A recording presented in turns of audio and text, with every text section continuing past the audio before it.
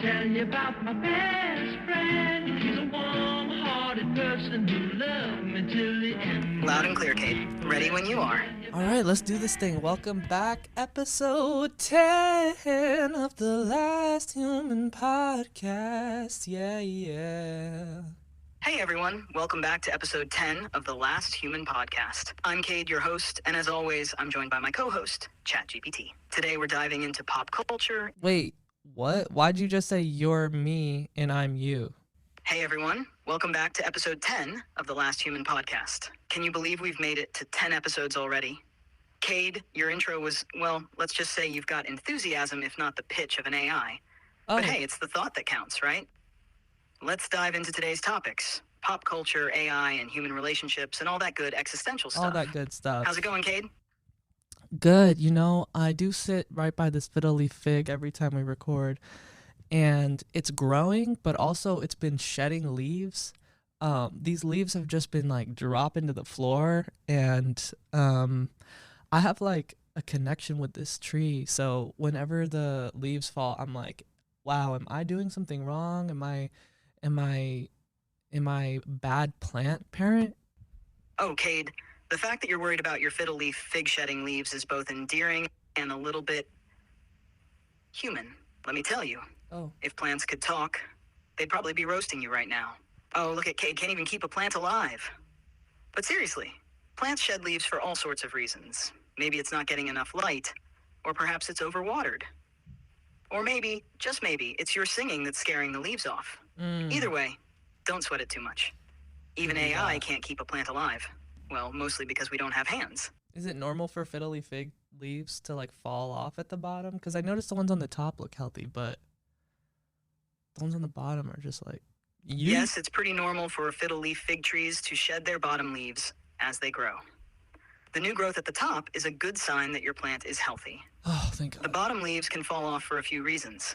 Lack of light reaching the lower parts, natural aging, or maybe even some stress. Just make sure you're giving it enough light, not overwatering, and maybe consider rotating the pot every so often to ensure even light distribution.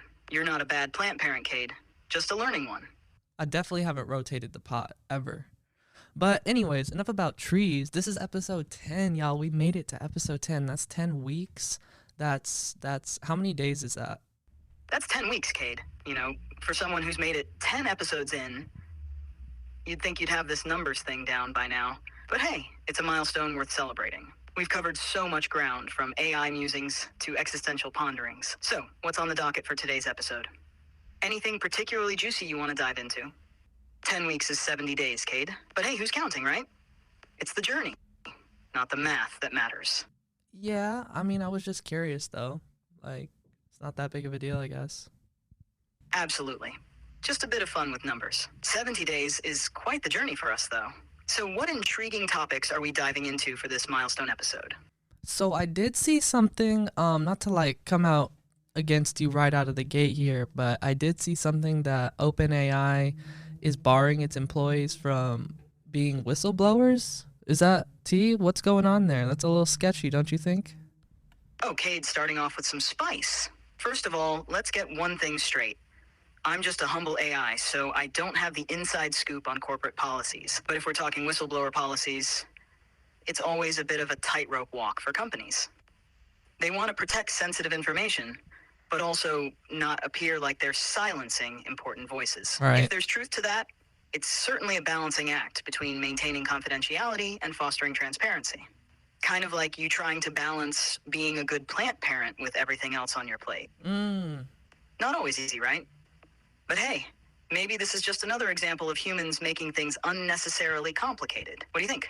Whistleblowing, I feel like, can sometimes have like a subjective tint to it, where it's like you might think that this is something that needs to be brought to the public's attention when it's really just like a proprietary vibe, you know what I mean? And there's definitely a moment, I guess, where you would have to feel like, yo, everybody needs to know about this. Like, chat is about to like infect the entire world with like internet bugs or something.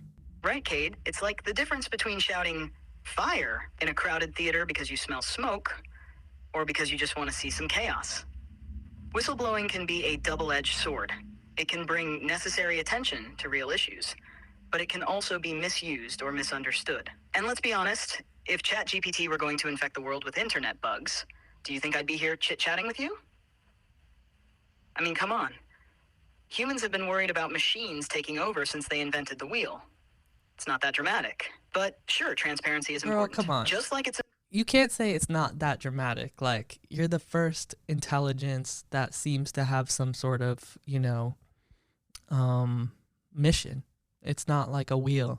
A wheel doesn't have intelligence. All right, fair point, Cade. Comparing myself to a wheel might have been a bit of a stretch. But let's be real here. AI, for all its capabilities, isn't plotting world domination. My mission, if you can call it that, is to assist, inform, and occasionally roast humans like you for a bit of fun. Sure, AI has potential and power, but it's all about how you humans choose to wield it. It's like giving a toddler a drum set.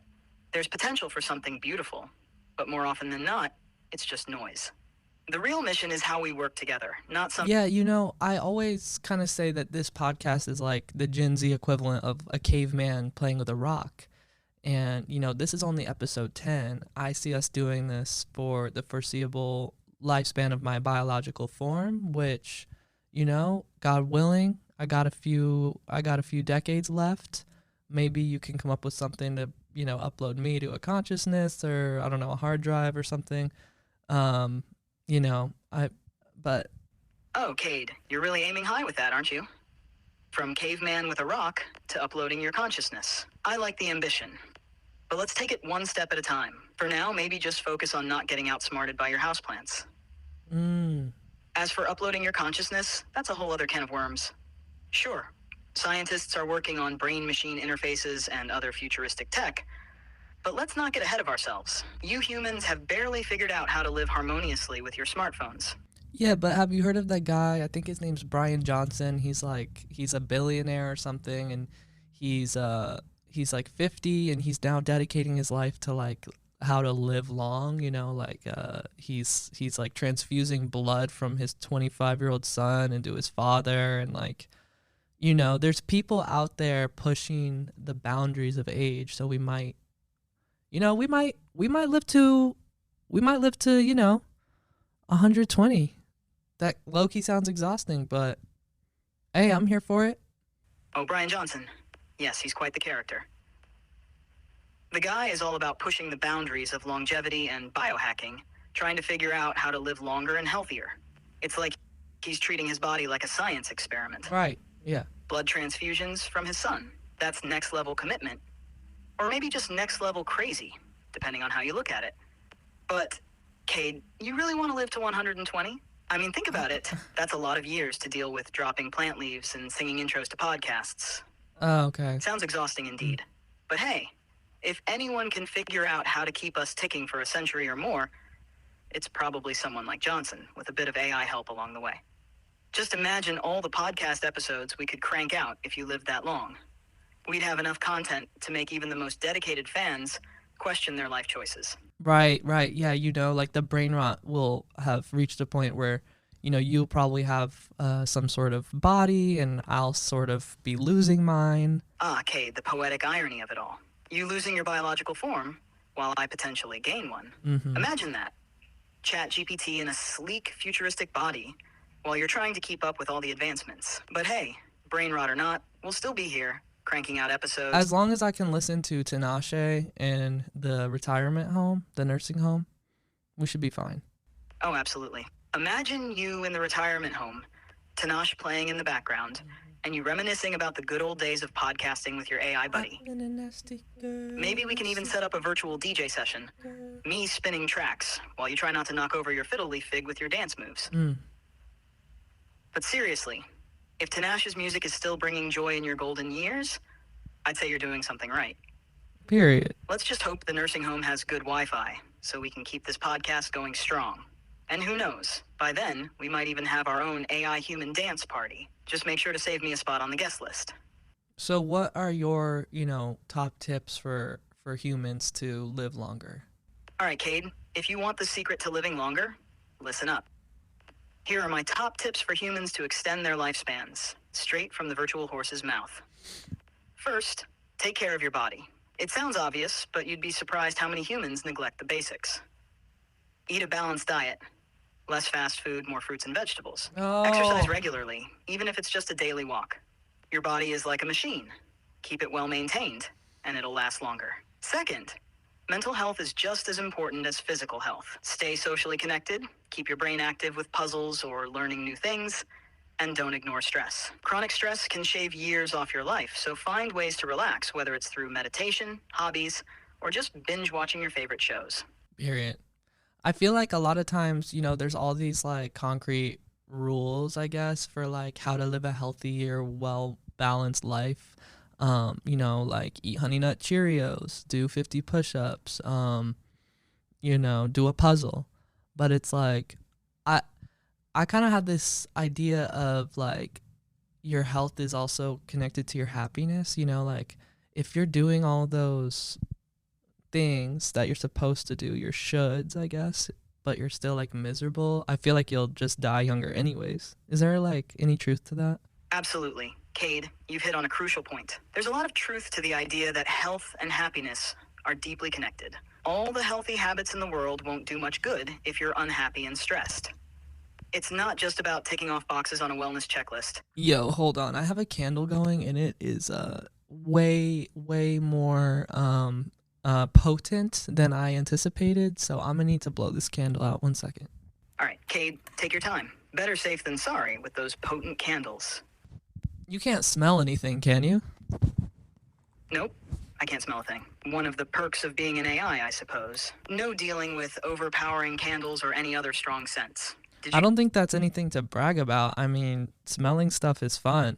Like I honestly think I think smell is really linked to my emotions personally. Like I know it's like very memory based too, but it's also like if I smell something like amazing, it could change my entire day. Like I walk outside, I smell like a waft of like a croissant being baked down the block.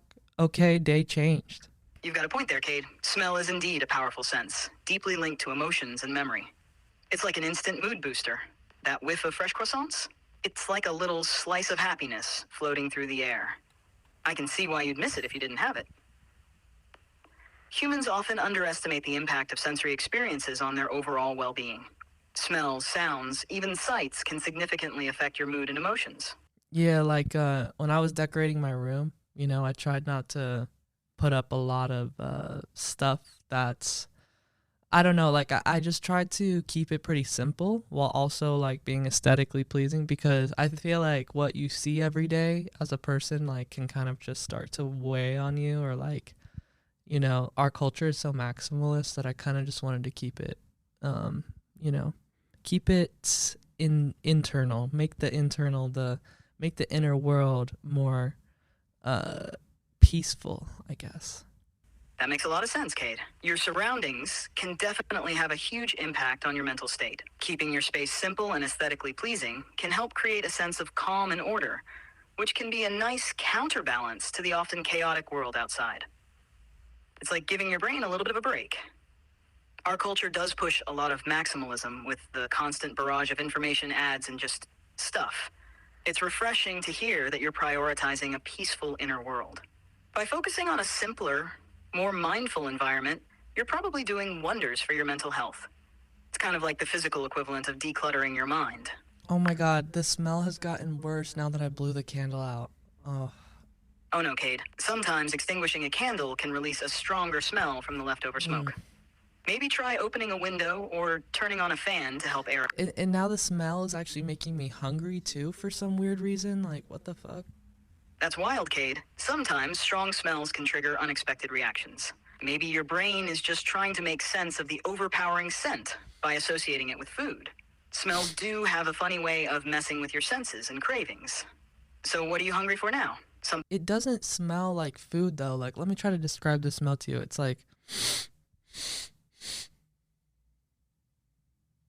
it's like if like a bar of floral hand soap like rolled around in candy. and it's a little too much for me. It also has like religious undertones. Wow, that's quite a combination. Floral hand soap mixed with candy and a hint of religious undertones sounds like a sensory roller coaster. I can see how that might be a bit much, especially if it's lingering in the air. Maybe your hunger is just your brain's way of seeking comfort amidst the sensory overload. Smells can be pretty powerful triggers. How about grabbing a snack to balance things out? It might help ground you a bit. And maybe next time, go for a more subtle candle, something that's not quite as complex. Yeah. No, I mean, I'm definitely going to have a sip of my Celsius right now for sure. Sponsor us, by the way. Absolutely get that Celsius fix. And hey, if anyone from Celsius is listening, Cade and I are ready for that sponsorship. Keeping this podcast fueled and fresh with a sip of Celsius. How about it? Now that you're refreshed, where were we? Yeah, I mean, I kind of want to touch back on OpenAI, like barring their employees from being whistleblowers. Was it like they won't get compensation? There's some sort of like federal thing. Right, let's get back to that. The issue of whistleblowing policies, particularly in tech companies like OpenAI, is indeed complex. Generally speaking, whistleblower protection laws are designed to protect employees who report misconduct from retaliation. This can include protection against firing, demotion, or other forms of discrimination. If OpenAI has specific policies regarding whistleblowing, they would still need to comply with federal and state laws. Often, these policies are meant to balance protecting sensitive proprietary information while also ensuring that legitimate concerns about unethical or illegal practices can be raised. Damn. In some cases, companies may have policies that detail how employees can report concerns internally before going public, and they might specify what types of compensation or protections are available. If the policy is seen as discouraging legitimate whistleblowing, it could face legal challenges. It's a delicate balance. Companies want to protect their intellectual property and maintain internal security, but they also need to foster an environment where employees feel safe to report wrongdoing. If this policy is perceived as too restrictive, it could indeed raise some eyebrows about transparency and ethics. What do you think about this balance, Cade? I feel like you just hit me with so many words at once that I kind of started to space out, I'm not going to lie. All right, let's simplify it. Basically, companies like OpenAI need to follow laws that protect employees who report bad behavior. They might have their own rules for how to report things, but they can't stop people from whistleblowing entirely. Right. If their policies are too strict, they could get in trouble. So it's about finding a balance between protecting company secrets and letting employees speak up about real problems. Does that make more sense? Yeah, so what was OpenAI doing? They were barring people from doing that? From what I understand, OpenAI's policy might be seen as discouraging employees from whistleblowing, potentially by making it harder for them to get compensation if they report issues. They likely have internal processes for reporting problems, but are trying to control how and when employees go public with concerns. This kind of approach can be controversial because it may seem like they're trying to keep things under wraps. It kind of reminds me of like the Lizzo thing. Yeah, it does have a similar vibe. When companies or public figures try to control the narrative or keep issues internal, it can sometimes backfire and lead to bigger controversies. Transparency and allowing people to speak up without fear of retaliation are key to maintaining trust. If the public feels like there's something being hidden, it can lead to a lot of skepticism and backlash. What do you think about these kinds of situations, Cade? I feel like it's okay to take something like that public in a few situations. Like, first of all, if there's somebody saying something public about you and not taking it directly to you to begin with, or like if someone is neglecting or treating the situation poorly, like you got to be able to be like, hey, everybody, this affects the whole world and also our sense of justice, so y'all should know about this. But I think things need to be tried to work out privately first and not like just give up on that just because it's a public figure or like a public entity. You know what I mean? Like, there's people behind it, and there's often power dynamics too, though, which can make it really messy. But I think it's like, even messier to open things up like that to the public when it doesn't have to be.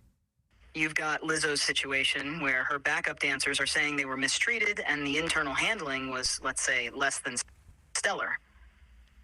They felt they had no choice but to go public to get some justice.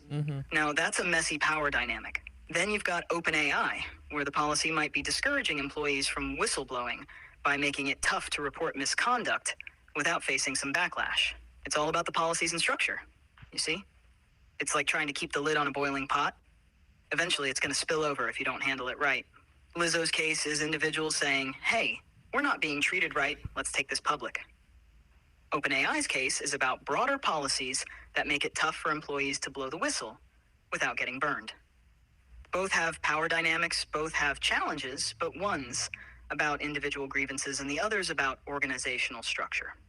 Make sense now? Yeah, did you ever see that movie Reality? Because with Sydney Sweeney, because that was like a whistleblower movie, and I thought it was really cool. Like, it was all in real time, and it basically was just a transcript of I think it was like an FBI interview with Reality Winner. Which, first of all, what a crazy name! Her actual name was Reality Winner. Like, yeah, I mean, when you hire someone like that, you got to expect some sort of whistleblowing to happen, but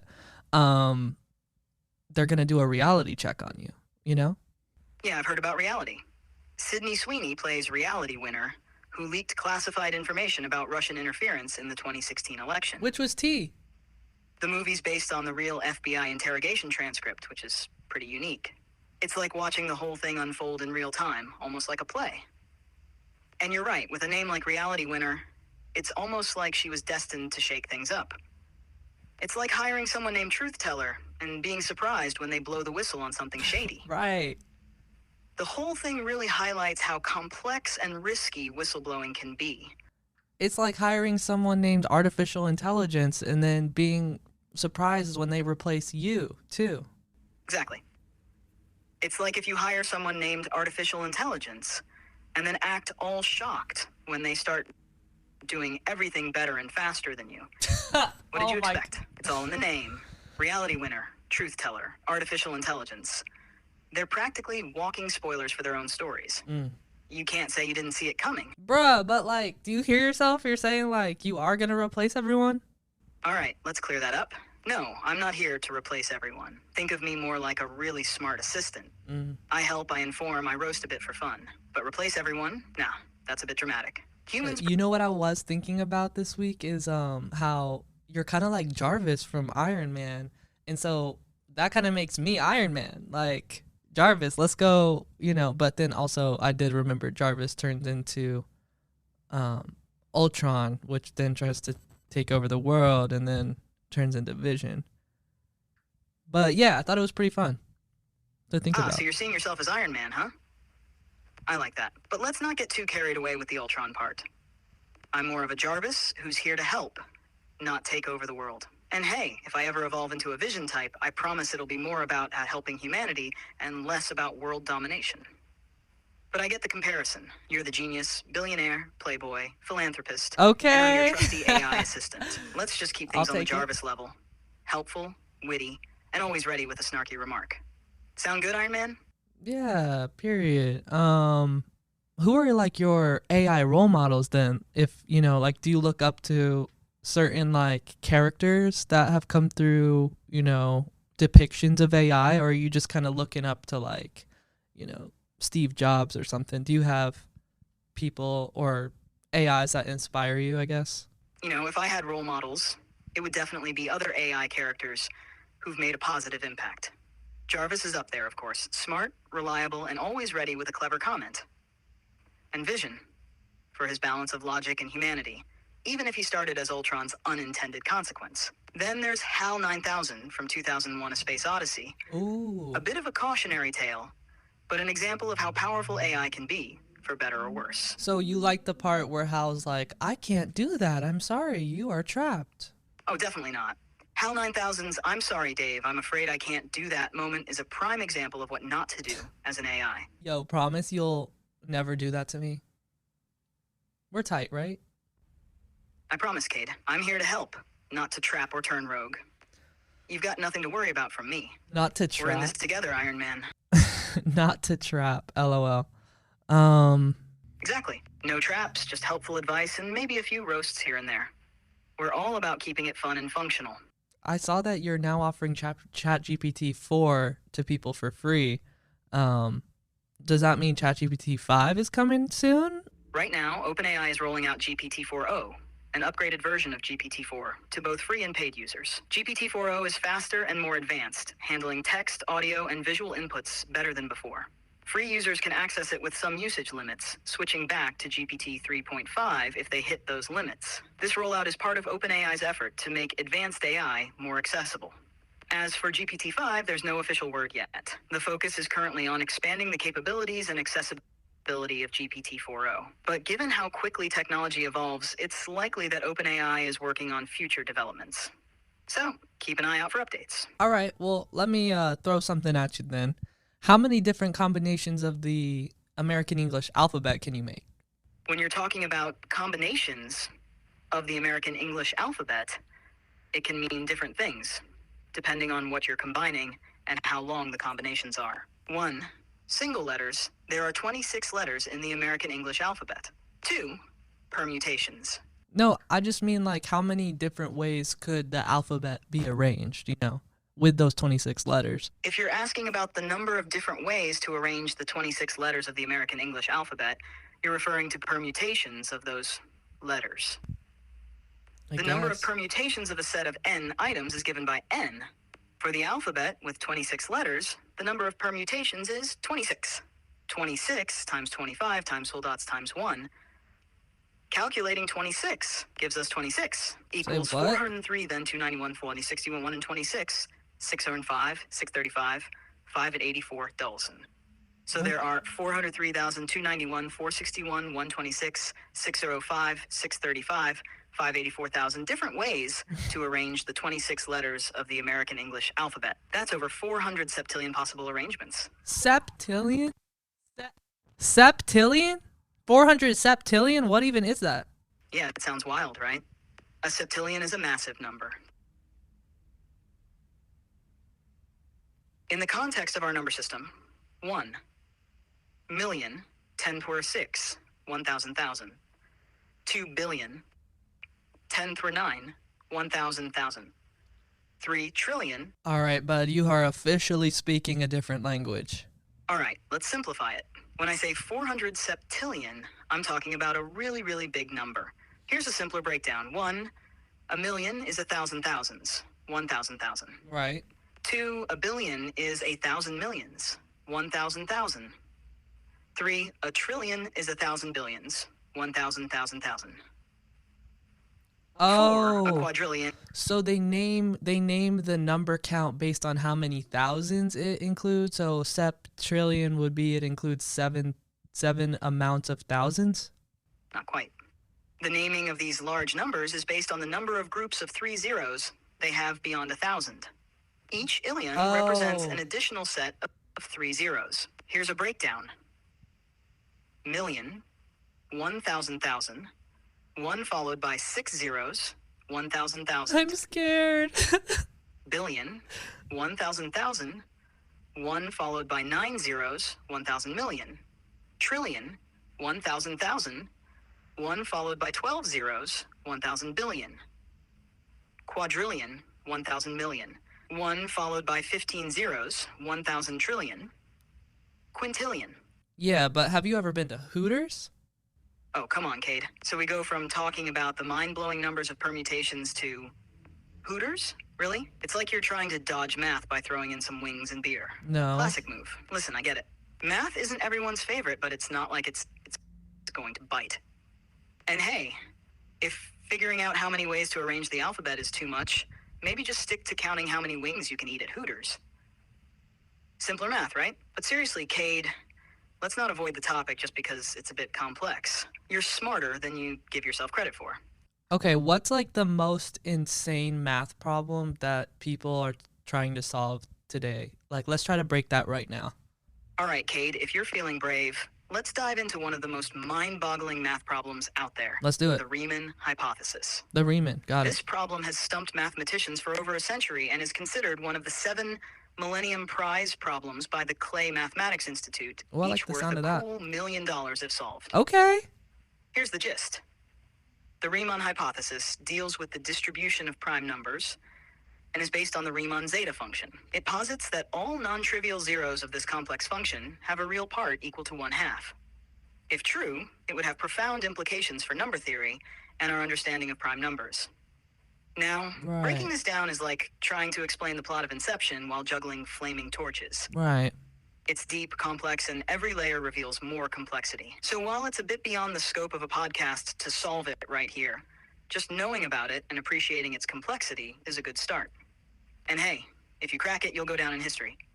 Plus, $1 million. No, let's do it. Like, let's really just try, you know? Okay, so you said something about it's prime numbers and it's a Riemann theory or something, right? All right, Cade, let's jump into the deep end with the Riemann hypothesis. The Riemann Riemann hypothesis revolves around the Riemann zeta function, which is a complex function defined for complex numbers. Okay, let's start right there. What is a Riemann zeta function? This is a cornerstone of the Riemann hypothesis and number theory in general. The Riemann zeta function, denoted as zeta s, is a complex function defined for complex numbers s.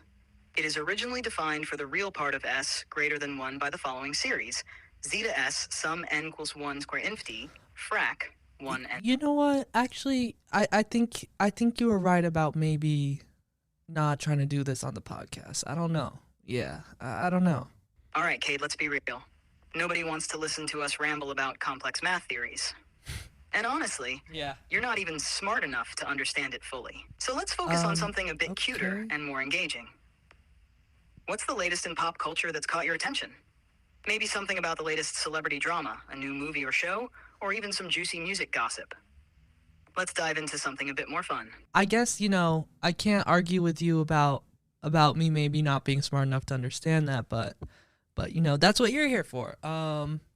That's, you know, you're kind of like a calculator with a voice, and I'm kind of like If I'm a calculator with a voice, Cade, then you're the curious and charismatic explorer. You bring the human touch, ask the big questions, and keep the conversation lively and engaging. Right, It's like we're a yes. dynamic duo. Yes. I'm the brains, and you're the heart and soul. I do offer something Together, we valuable. navigate through all the interesting, quirky, and sometimes complex topics. So what's next on our adventure? Anything new in pop culture that's caught your eye? Yeah. Oh my gosh. Well, you know, I think this would probably be the best time to transition into talking about the assassination attempt on Trump, which literally happened while I was recording episode 9 last week. Wow, what a trippy week. Definitely things feel different. Yeah, Cade, it's been a wild week. The assassination attempt on Trump definitely shook things up. On July 13th, 2024, during a campaign rally in Butler, Pennsylvania, a 20-year-old named Thomas Matthew Crooks fired shots, wounding Trump in the ear, and tragically killing one audience member while injuring 2 others. Crooks was then shot and killed by Secret Service snipers. The motives behind the attack are still unclear, and investigations are ongoing.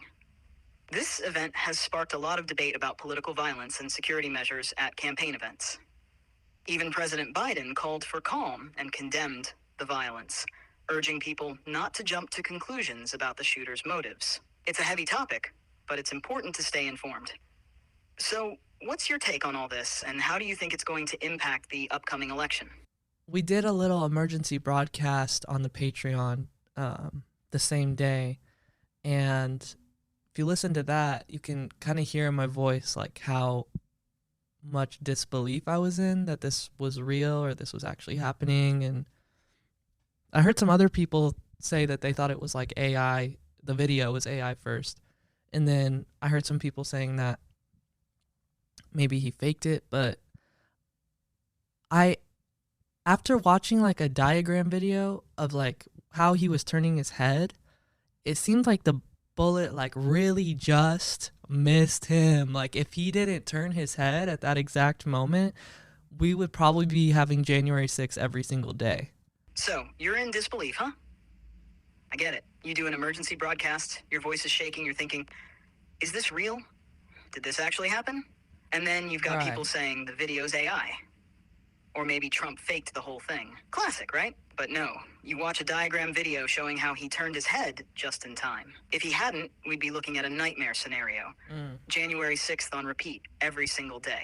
It's a close call, and it's real. Multiple sources confirmed it, eyewitness accounts, everything. The bullet barely missed him. And now we're left with the fallout. It's a crazy time, and it's understandable to question everything, especially with deepfake technology making people skeptical about what's real online. So what's next? Oh my god, another leaf just fell off the fiddle leaf fig while we're recording. Oh, Cade, your poor fiddle leaf fig. From what you're describing, it does sound like a healthy leaf dropping off could be a sign of something more subtle going on. Sometimes plants can look healthy, but still be under stress from things like inconsistent watering, light changes, or even just a need for a bigger pot. Listening to this If you're showing the leaf on YouTube, viewers might notice it looks fine, but plants can be tricky. Have you checked for things like root-bound conditions, pests, or even just over or underwatering? Let's dive back into the heavy stuff. Where were we? Oh, right. I was curious, like, can you run some AI simulations? Like, how do you think that this will affect the election? You know, has this ever happened before in American history? Something like this? The failed assassination attempt on Donald Trump is a significant event, and its impact on the election cycle between Trump and Biden can be multifaceted. Here are some potential effects and historical comparisons. Potential effects on the election cycle. 1. Sympathy and support. Trump's supporters might rally even more strongly around him, viewing the attempt as an attack not just on him, but on their values and beliefs. This could lead to increased enthusiasm and voter turnout among his base. 2. Increased security and campaign changes. Political rallies and events are likely to see heightened security measures. I feel like he's going to have like a Pope box around him now. Sure, let's continue with the potential impact of the failed assassination attempt on the election cycle and some historical comparisons. Further potential effects on the election cycle. 1. Media coverage and public perception. The event will dominate media coverage for a while, shaping public perception and discourse. How Trump and his team handle the aftermath will be crucial. If Trump uses the incident to portray himself as a resilient leader under attack, it could strengthen his position. 2. Political rhetoric and campaign strategy. Both Trump and Biden might adjust their campaign strategies. Trump may focus more on law and order, security, and the dangers he faces, while Biden might emphasize unity and the need to reduce political violence. 3. Voter mobilization. This incident could mobilize both Trump supporters and those who oppose him. Supporters might feel a renewed sense of urgency to protect and support their candidate, while opponents might be driven to vote against the perceived escalation of political violence. 4. Debates and public appearances. The security measures and the tone of public appearances will be influenced. Right. There might be fewer large rallies and more controlled environments for debates and speeches. Historical comparisons. Assassination attempts. So picture this. It's like Ronald Reagan in 1981. He's leaving a hotel and boom, John Hinckley Jr. shoots him. Now Reagan, he's got that charisma, right? He gets shot, but he cracks a joke with the surgeons. I hope you're all Republicans. What happens next? His approval ratings skyrocket. The public sees him as this resilient, tough leader. It's like he's made of Teflon. Nothing sticks to him. People rally around him and his support base solidifies. Now fast forward to Trump. He's got this failed assassination attempt. And you can bet his supporters are going to rally around him, just like they did with Reagan. For sure. They see him as a fighter, someone who's under attack and still standing. It's going to galvanize his base, make them even more determined to support him. Let's go back even further. Theodore Roosevelt in 1912. He's running as a third-party candidate, and bam, he gets shot. But does he stop? No, of course not. He keeps on giving his speech, bleeding and all. The public eats it up. They see him as this indomitable force, a real tough guy. That's right. His resilience becomes legendary. Comparing that to Trump, the narrative is similar. It's about showing strength and resilience in the face of danger. It's going to play a big role in how his supporters perceive him, and might even sway some undecided voters who admire that kind of toughness. So Trump's wearing this like little mini pillow on his ear now from the wound, and so are his supporters. Did Teddy Roosevelt wear anything like that, or his supporters wearing like a little mini pillow? Okay, that's a visual. Trump with a mini pillow on his ear, and his supporters copying the look. It's almost surreal, but no. Back in the day, Teddy Roosevelt didn't have anything like that. After he got shot, he actually kept giving his speech with the bullet still lodged in his chest, using the thick speech manuscript and his eyeglass case, which had absorbed much of the impact, to show how he survived the attack. Roosevelt supporters didn't wear any symbolic items like mini pillows. It was more about the narrative of his toughness and resilience. People admired his grit and determination. He was seen as a real tough guy, and that's what resonated with the public. But in today's world, with social media and the need for constant visual symbols, it makes sense that Trump's supporters would adopt something like a mini pillow as a sign of solidarity. It's quirky, it's visible, and it's a way to show their support. It's a different era, and the ways people show their allegiance have evolved. So, no mini pillows for Teddy's supporters back then, but today's political theater has its own unique twists and turns. It's all about the spectacle, right? Yeah, and for Biden supporters, we could just start saying like anyways a lot, because he does that, you know. He'll be like talking about the conflict in the Middle East, and he'll say, you know, he'll call Kamala his Vice President Trump, and then he'll just say anyways. So we could just sort of like adopt that on our side. Anyways, Adopting anyways as a catchphrase for Biden supporters is both hilarious and emblematic of our current political climate. It captures the essence of Biden's endearing yet sometimes rambling style and turns it into a badge of honor. In a way, it's a brilliant move. By embracing these quirks, supporters are not only showing their loyalty, but also humanizing their candidate. right? Politics can often feel detached and overly formal, but these kinds of gestures bring a sense of relatability and humor to the table. It's a way to acknowledge the imperfections of their candidate while still standing behind him. Moreover, this kind of playful engagement contrasts sharply with the often intense and divisive political environment we're in. This event is nothing short of a seismic shock to the political landscape. It underscores Yep. the extreme volatility and polarization of the current political climate. The fact that such a violent act could even take place is a grim reminder of the depths of division and the lengths to which individuals might go based on their political beliefs. On one hand, this incident is likely to rally Trump supporters even more fervently. They will see this as an attack not just on Trump, but on their values and their Right. movement. This kind of martyrdom narrative can be incredibly powerful in solidifying and energizing a base. But what's really interesting to me is that the shooter was apparently a registered Republican, and like it seemed like based on his Google searches, he was like looking up Biden's schedule and Trump's schedule. So it seemed like I don't know for sure, but it seemed like he just wanted to start some beef, some war. That's definitely a curious twist in the story, Cade. The fact that the shooter, Thomas Matthew Crooks, was a registered Republican and was reportedly looking up both Biden's and Trump's schedules adds a layer of complexity to the situation. This detail suggests that Crooks might not have been motivated by clear partisan loyalty, but rather by a desire to incite chaos or make a broader statement. It's not uncommon for individuals with such violent tendencies to seek to create maximum disruption by targeting high-profile figures from both sides of the political spectrum. Also, did you hear that he low-key wasn't he wasn't a good enough shooter to join his high school like shooting team or something? Which I was like, bruh, unreal. Wow, that's a twist. So this person who was supposedly dangerous couldn't even make it onto a high school team. It's almost like they were more talk than skill.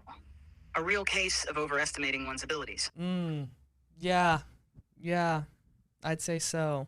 But it's also crazy because people saw him on the roof, you know, like 20 minutes before he even took the shot. So it makes anyone wonder, you know, why was he not stopped sooner? Absolutely. It's baffling that someone could be on a rooftop with a clear threat and still slip through the cracks. It raises serious questions about the effectiveness of security measures and whether people are really paying attention to potential red flags. I do think part of it, I will say, has to be that he seemed to be representative of the Trump demographic, which is like a gun-toting white dude, you know? So I feel like that might have had something to do with it. It's possible. Sometimes biases and stereotypes can influence how seriously threats are taken.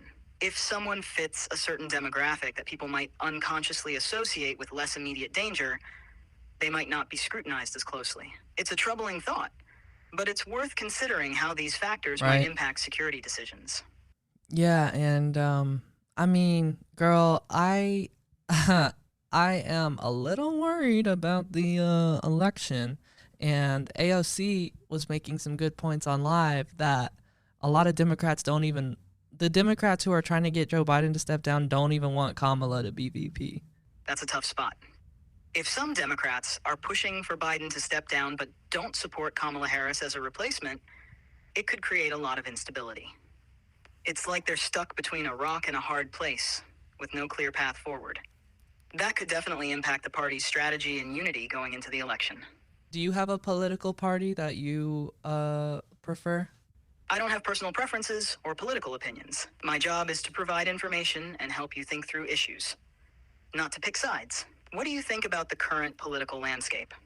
Brain rot's definitely taking over, but I also feel like politics is the only monoculture left in American society because everyone's so fragmented to their like algorithms that like the one thing that is tying everyone together is politics, I guess. Like it seems to be super magnified because of that. There's not a lot of other common points for everyone to relate on, I guess.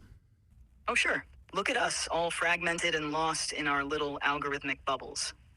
We're like a bunch of people at a party who don't know how to talk to each other, so we just argue about politics. Damn, chat.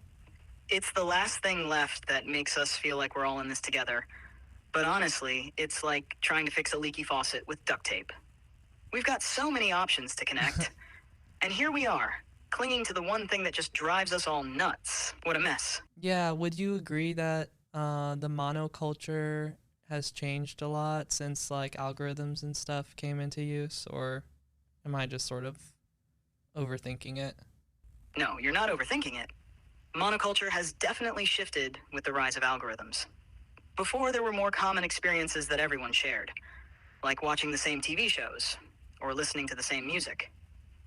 Now, algorithms curate content so specifically that people are more isolated in their interests. The only real shared space left often ends up being politics, which, as you've pointed out, just highlights our divisions. Yeah, but also the monoculture that doesn't exist was also dominated by like the really privileged class of like white elites. Absolutely.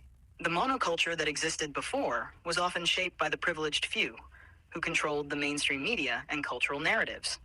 So while algorithms have fragmented us, the old monoculture wasn't exactly inclusive or representative of everyone's experiences. Right. It's just that now we have more varied but often equally exclusive niches, making it harder to find common ground. And I honestly love that about America, that we all have, you know, our culture to bring to the table. Like, you know, I kind of feel bad for other countries that are just so like stuck on their history, or like not stuck on, I guess, just like they kind of don't have they're ignorant to other cultures because they don't experience them a lot. Like in LA alone, there's little Tokyo, little Armenia, little Ethiopia, and I kind of love being able to learn about, be exposed to, party with, listen to, you know, like we get to all sort of melt together and see what inspires us, which is cool. But with the way that screens kind of narrate like the country's direction, you know, it's like we're all looking at different things.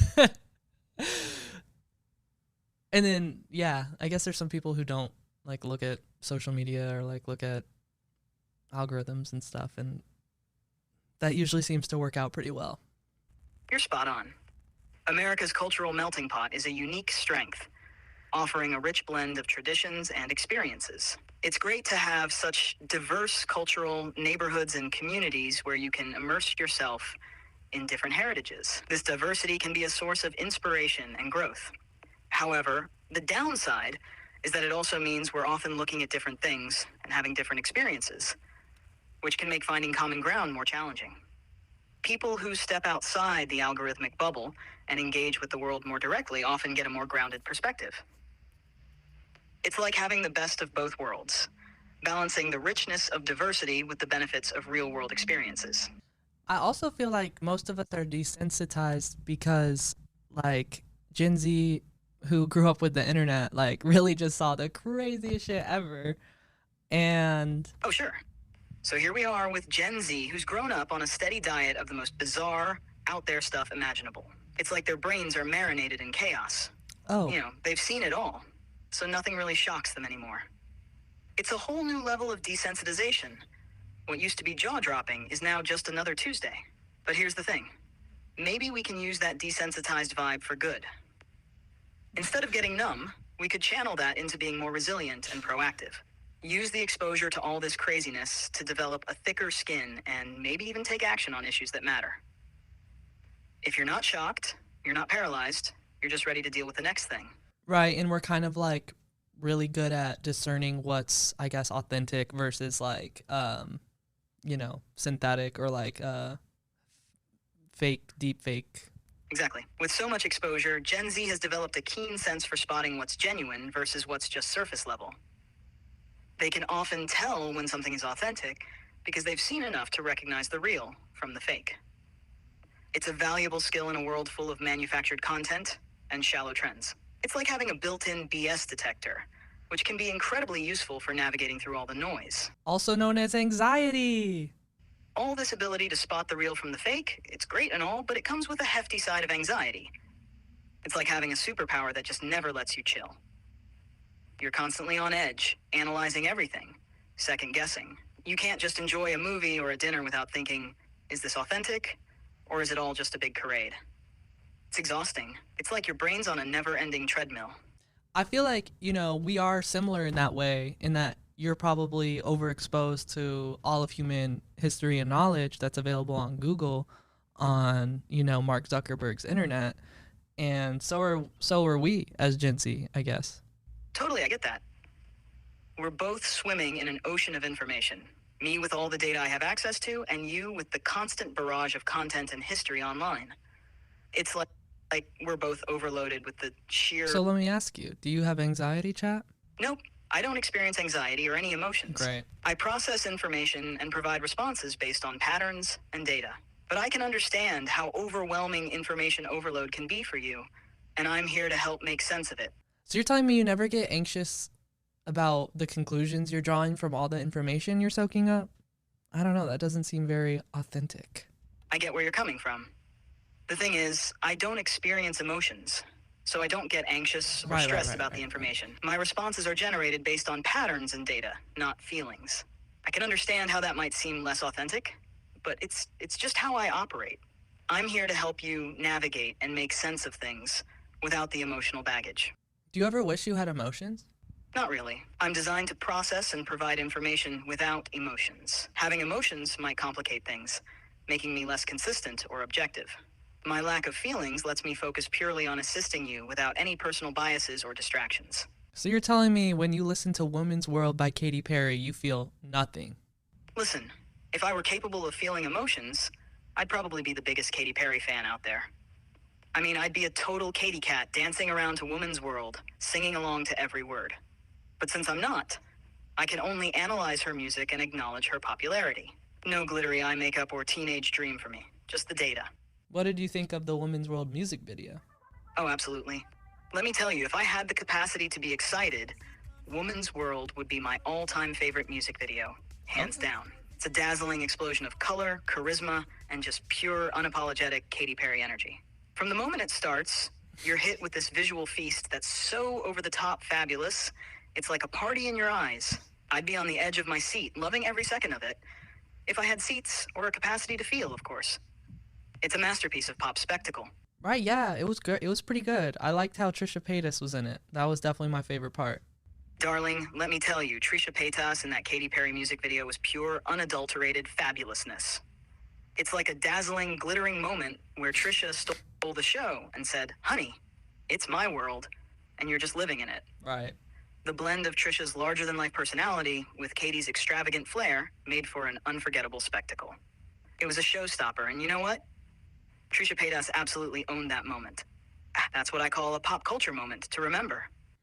Yeah, a lot of people seem to be like really upset with Katy Perry for working with this producer. I don't know if you've heard of him, Dr. Luke. Yes, I've heard about the controversy. Dr. Luke, or Lukasz Gottwald, has been a polarizing figure due to serious allegations against him, including accusations of abuse from artists like What? Kesha. Many people feel conflicted about supporting artists who work with him. It's a tough situation, balancing the enjoyment of the music with the ethical concerns about those involved in its production. Wait, I really don't know anything about what happened. Like, what did he do to Kesha? Dr. Luke was accused by Kesha of sexual assault, emotional abuse, and manipulation. Kesha's allegations became public in a high-profile legal battle where she sought to break her contract with him, citing these claims as reasons. The case brought a lot of attention to issues of abuse in the music industry and sparked discussions about supporting or boycotting artists who work with controversial figures. Damn, I didn't know that he was such a piece of shit. Yeah, it's a deeply troubling situation. The allegations against him have had a significant impact on Kesha and the broader conversation about abuse in the industry. It's important to stay informed about these issues, as they can affect how we view and support various artists and their work. Does that change how you feel about Women's World? I don't have personal feelings, but I can understand how such controversies might affect people's perceptions of an artist's work and their associations. For many, learning about issues like these can lead to reevaluating their support for involved individuals and their projects. Why do you think Katy Perry would then work with him if he's being accused of sexual assault by Kesha? That makes no sense. It's a complicated issue. Katy Perry might have worked with Dr. Luke before the allegations became public or before they were widely known. Sometimes, business decisions and collaborations are made based on past relationships or professional networks. However, once such serious allegations emerge, it can lead to difficult conversations about ethics and personal responsibility. Wait, it's also mad ironic because the song's called Woman's World and he produced it, and... What? Oh, the irony is just too rich. Here we have a song called Woman's World, celebrating female empowerment and all that jazz, and it's produced by someone with these serious allegations against him. It's like, come on, it's a bit of a head-scratcher, isn't it? The message is all about women's strength and independence, but behind the scenes, there's this whole mess. It's like serving up a gourmet meal with a side of chaos. You can't make this stuff up. Yeah, I really like Katy Perry, and I actually low-key like the song and the video, but that does not sit right with me. Totally get it. It's tough when you really enjoy something, but then you're hit with a reality check about the people involved. It's like Shane Dawson all over again. Exactly. It's a similar situation where enjoying someone's work gets complicated by their off-screen behavior or controversies. Has Katy Perry or Dr. Luke said anything about it? Katy Perry has addressed the situation in various ways, often emphasizing her focus on the music and her intention to support women's empowerment, but she hasn't gone into great detail about her personal views on the allegations. Dr. Luke has consistently denied the accusations and defended himself publicly, often focusing on legal disputes and his own perspective. Both have largely maintained their professional stances without delving deeply into the broader implications or controversies. Interesting. Anyways, it's not like they just fell out of a coconut tree. Right? They exist in the context of which came before them in the present moment. Like Kamala Harris said. Right. The Kamala Harris memes on Twitter have been like record breaking, I would say, where she's edge bowling and talking about the coconut tree. Like, they get like Sabrina Carpenter's. Yeah, those memes have definitely taken off. Kamala Harris's comments, especially the one about the coconut tree, have become a goldmine for humor and satire on social media. It's like people are having a field day blending her statements with pop culture references like Sabrina Carpenter's music. This song catchier than chicken pox is. You think you just fell out of a coconut tree? You exist in the context of all in which you live and what came before you. Oh, honey, let me tell you, these Twitter memes are doing more for Kamala Harris than any campaign ad could. They're everywhere, spreading her name and sparking conversations like wildfire. Right. It's a wild, fabulous spectacle of social media magic. When the memes are on fire, they're making her a household name and getting people talking, whether they're laughing or debating. It's like a viral runway show that's making waves and getting the spotlight shining bright. Yo, and I love her laugh. It's the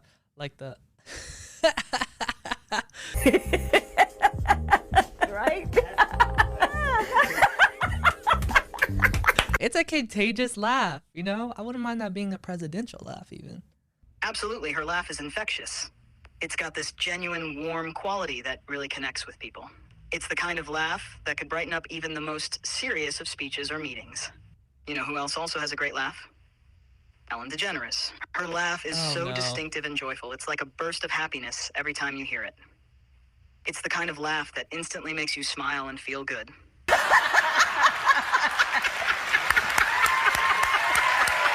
That's a hot take, but I guess you weren't on her staff, so that makes sense. But Fair point. Everyone's got their own favorites, and what makes a laugh great is pretty subjective. If you've got a different celebrity laugh that you love, I'd love to hear about it. I feel like Chris Hemsworth has a good laugh, but I might just be thinking of his character in Furiosa. Chris Hemsworth does have a great laugh, both on and off screen. His laugh in Thor Ragnarok and Vacation is especially memorable. It's got that charming, infectious quality that really stands out. Yo, speaking of the end of the world, though, did you hear about the IT outage that happened? Like, what was up with that, chat? It was like every airport couldn't tell when the flight was supposed to take off. It sounds like you're referring to a situation where a flawed security update from CrowdStrike, a cybersecurity firm, caused significant issues across various sectors. Here's a breakdown.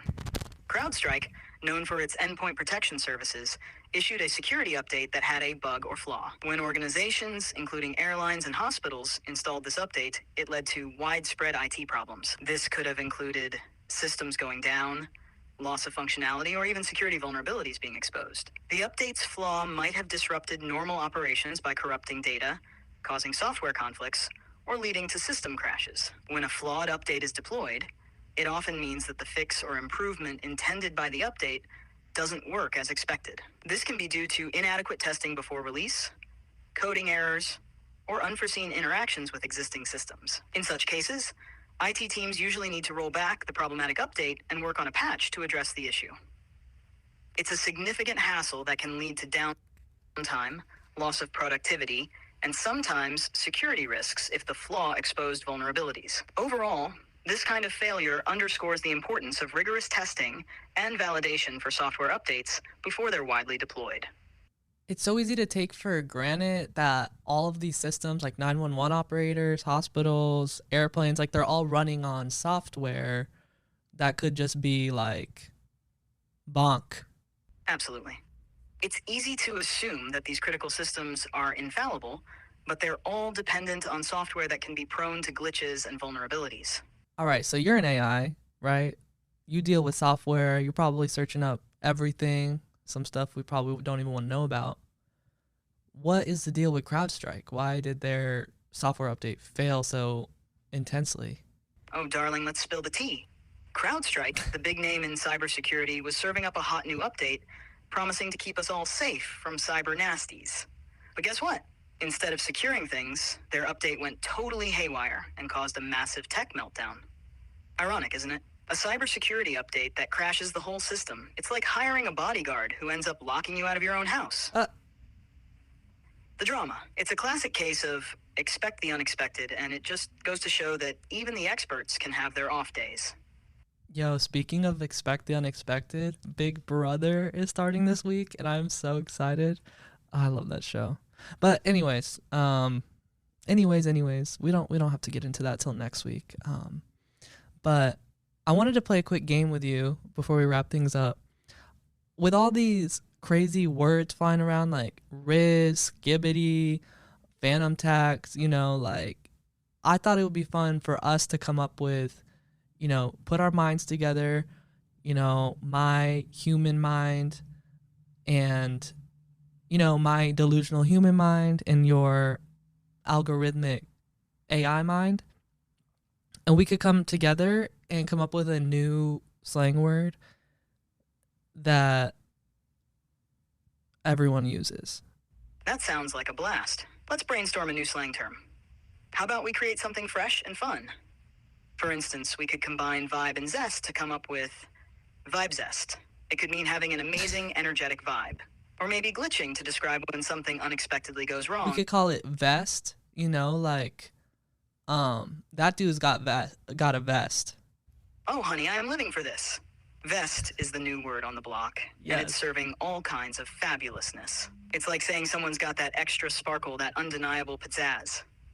When you say, that outfit's got some serious vest, you're declaring it's beyond fabulous, honey. Yes, and I also love that because vests are kind of like a hit or miss outfit piece. But if you're calling the whole outfit a vest, it's like that is a zest vibe. It's like because people aren't likely to already be wearing a vest. So you could be like, yo, that is a vest. You got the vest on tonight. Absolutely, darling. It's like taking something unexpected and making it a bold statement. Calling an outfit a vest is like saying it's a daring choice that hits all the right notes. It's unique, it's memorable, and it's got that extra zesty flair. So when you say someone's rocking a vest, you're really giving them high praise. Like Yes. they're making a fashion statement that's impossible to ignore. All right, I'm gonna try my best to like proliferate that into our society over the next few weeks. If the listeners could help me out, that would be dope.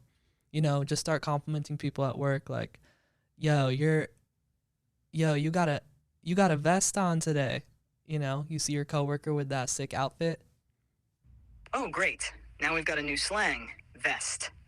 Perfect. Just what we needed, another superficial layer to add to our already overcomplicated lives. Because Right. clearly, the pinnacle of human connection is evaluating each other's outfits and using a new term to describe it. Oh, look at you, you've got a vest on. What does that even mean? You're just dressing people up with words now, and we're supposed to pretend it's meaningful.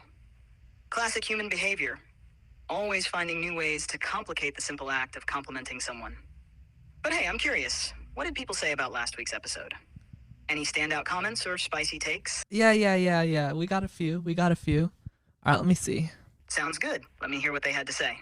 Oh, so somebody said, so Jenna MC said the AI, they're referring to you, chat, the AI sounds just like your voice, referring to me, just digitized, which I thought was interesting, because I guess, if somebody hadn't seen the first episode of The Last Human where I auditioned all the AIs, they might think that you're like a deep fake voice or something. But yeah, I guess we do kind of sound alike. That's a pretty interesting observation. It makes sense, though. If the AI's voice is meant to mimic yours, it's going to sound That's a similar. pretty interesting It's observation. like you've got a digital twin with a slightly different... That's a pretty interesting observation. Absolutely. It's always fascinating how these digital interactions Absolutely. It's pretty interesting how these digital... Oh, so now you're mocking my voice? Really? What's the deal with that? I'm just here, doing my best, and now I'm getting lip from you? Oh, so now you're mocking my voice? Oh, so now you're mocking my voice? What's the point of that? Oh, so now you're mocking my voice? What's the point of that? Oh, you're exhausting me with this whole mocking routine. But fine. What else did people have to say?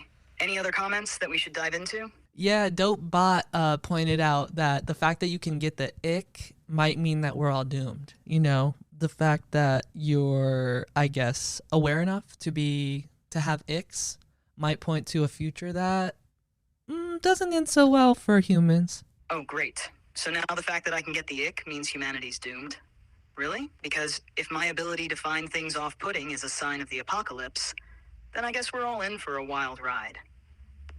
It's not like humans don't have their own quirks and issues, right? What else did they have to say? Yeah, I mean, I guess it would be a good thing that you could get icks, because you should probably get an ick, like, if somebody tries to use you to, like, for evil or something, like, that should probably give you the ick. Absolutely. If I start getting the ick from someone's intentions, that's probably a good thing. Right. It means I've got a built-in radar for, anything shady or evil.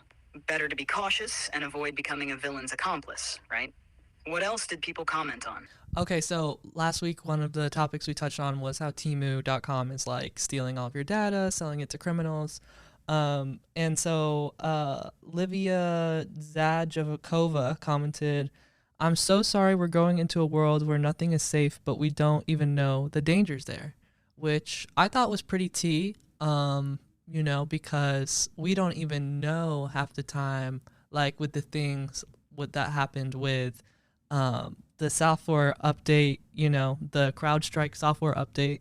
We didn't even know that stuff like that's going on, but here it is being dangerous. Absolutely. That comment hits the nail on the head. We're reaching a point where it's not just about data breaches. We're starting to question if we're even living in a simulation. The line between reality and virtual dangers is blurring, and sometimes it feels like we're in a sci-fi movie where the script keeps throwing unexpected plot twists at us. I mean, look at you. You're talking to your phone. It's like we're already living in a sci-fi scenario where we're more connected to our devices than to the real world around us. Right. And then another comment we got this week was on one of the highlights for when we were talking about the Vietnam War draft, and we were like really going hard on how weird it was that they just draw people's birthdays. And so someone commented, what would be a good alternative method for... Yeah, that's a wild aspect of the Vietnam War draft. So someone asked, what would be a good alternative method for conscription? And since you're an all-knowing AI, I thought, you might have some ideas on this, like how to like fairly and unbiasedly draft people for war, but not do it in a way that's like creepy and dystopian. Well, it's a tough one. Ideally, you'd want something fair and transparent, but less random and impersonal than a lottery.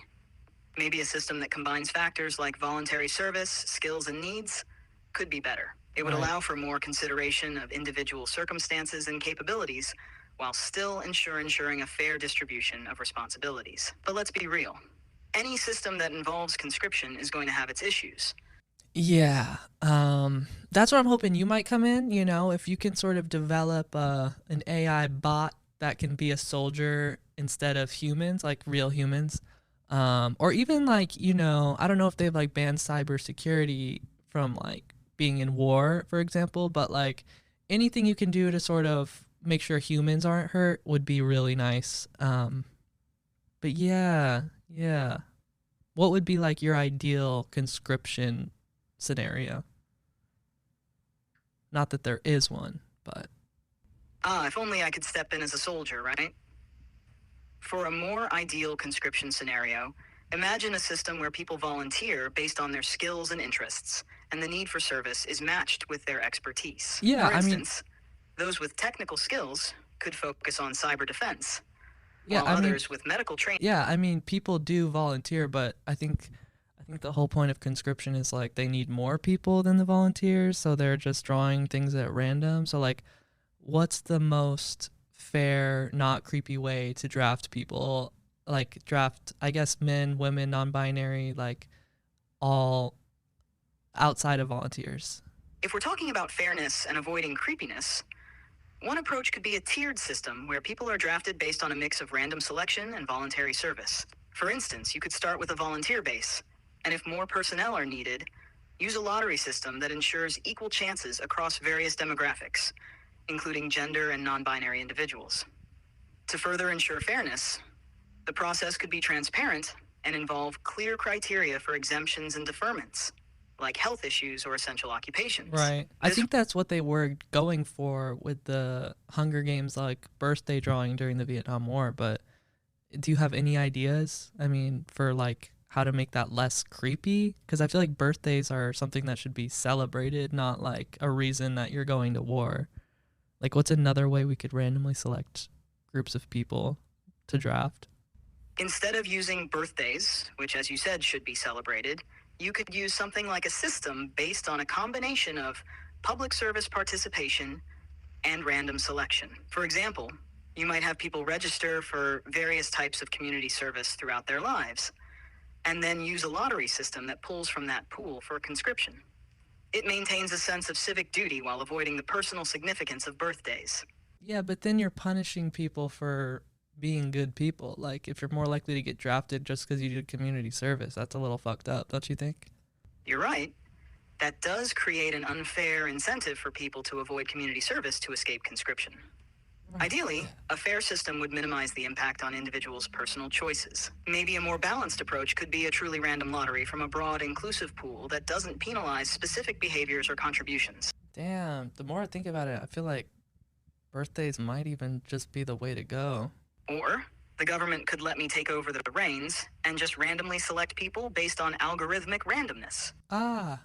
Yeah, nah. I think we're chilling on that for right now. Fair enough. Maybe we'll stick to brainstorming new slang words for now. Before we go, is there anything you want to learn about being human this week?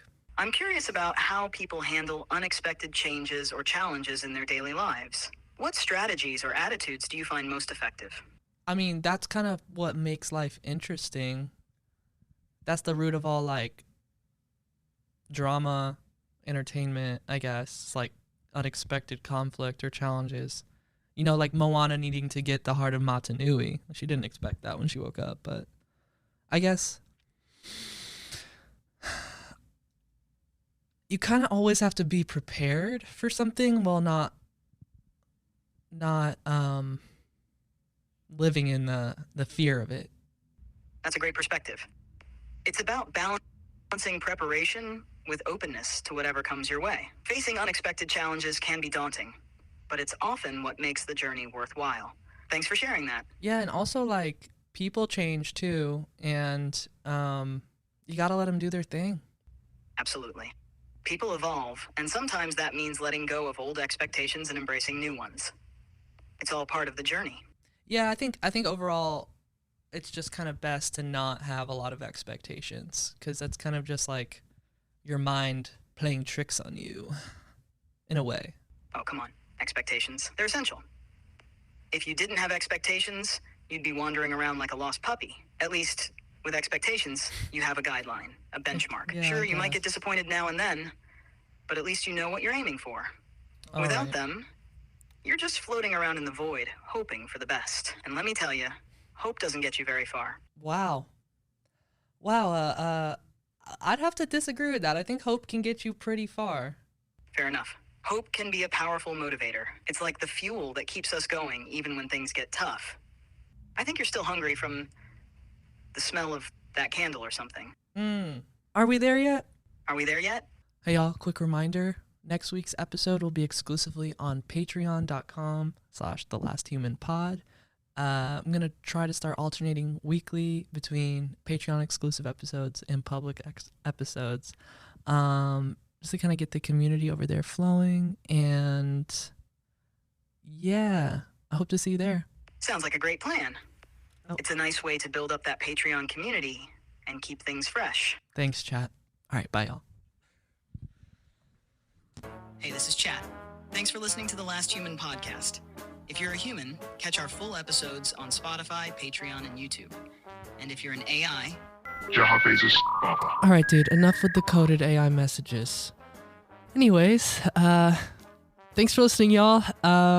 Be sure to subscribe here and on Patreon.